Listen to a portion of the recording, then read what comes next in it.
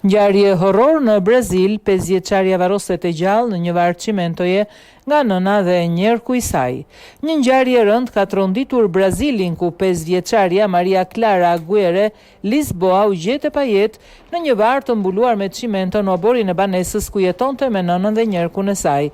Pas zbulimit të krimit, autoritetet arrestuan nënën e të miturës, Luiza Aguirre Barbosa de Silva, si dhe njerkun Rodrigue Ribeiro Macado. Sipas hetimeve paraprake, të dy kanë pranuar përfshirje në ngjarje. Ekspertiza mjeko-ligjore ka përcaktuar se vdekja e fëmijës ka ardhur si pasojë e asfiksisë mekanike gjatë varrimit, çka shton dyshimet se ajo mund të ketë qenë ende gjallë në momentin kur është varrosur.